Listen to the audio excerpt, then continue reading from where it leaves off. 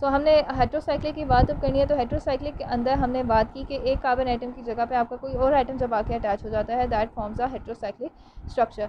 For example आपकी book में जो उन्होंने फर्स्ट स्ट्रक्चर बनाया हुआ है दैट इज़ ऑफ पिरिडीन।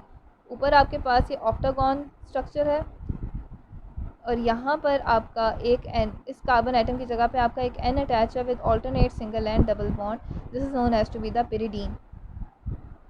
इसी तरह से एक और स्ट्रक्चर आपके पास उन्होंने बनाया हुआ है, ऊपर 5 रिंग स्ट्रक्चर है, सेंटर में ऑक्सीजन है एंड साइड्स पे 2 बॉन्ड्स हैं, this is the furan. And lastly आपके पास एक और इन्होंने यहाँ पर आपका एटम जो है वो अटैच, एक और आपका स्ट्रक्चर इन्होंने यहाँ बनाया हुआ है दैट इज़ थायोफीन।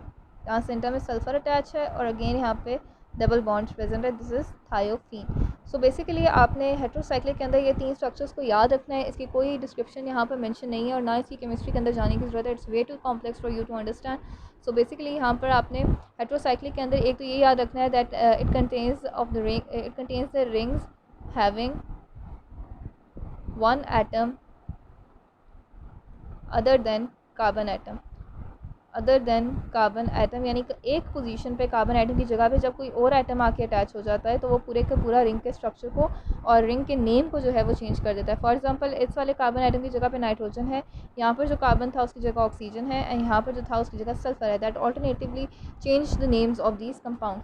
सो अगर हम इन शॉर्ट देख लें, एक जो समरी की फॉर्म में देख लें, तो आपके पास जो क्लासिफिकेशन है, हमने क्लासिफिकेशन पढ़ी कि क्लासिफिकेशन में 2 तरह के कंपाउंड्स हैं ऑर्गेनिक कंपाउंड्स की। एक आ जाते हैं आपके पास ओपन चेन स्ट्रक्चर और दूसरे आ जाते हैं आपके पास closed chain structure.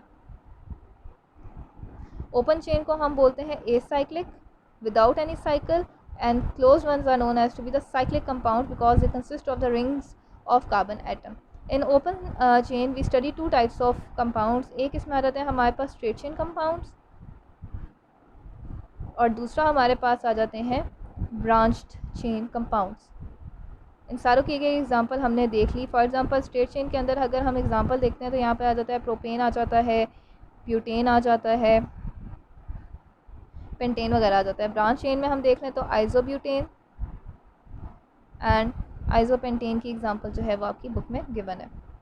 Similarly close chain की तरफ आएँ तो यहाँ पर भी हम 2 तरह के स्ट्रक्चर्स पढ़ते हैं, homocyclic and heterocyclic. Heterocyclic homocyclic contains the carbon atom rings, जिसके अंदर सिर्फ कार्बन एटम्स की रिंग्स होती हैं, they are known as to be the homocyclic. And heterocyclic में 1 atom is different in the ring structure, 1 atom is different than carbon, एक atom जो है वो इधर डिफरेंट होता है than that of carbon structure. Homocyclic की अगर एग्जांपल्स की हम बात करें तो ये इसमें आ जाती हैं हमारे पास आइसोब्यूटेन एंड आइसोप्रोपेन। वेराज जब हम हेट्रो की बात करते हैं तो हेट्रो में हमारे पास बहुत सारी दी हुई थी, बल्कि 3 ही सिर्फ दी हुई हैं, पिरिडीन, थायोफीन एंड फ्यूरेन।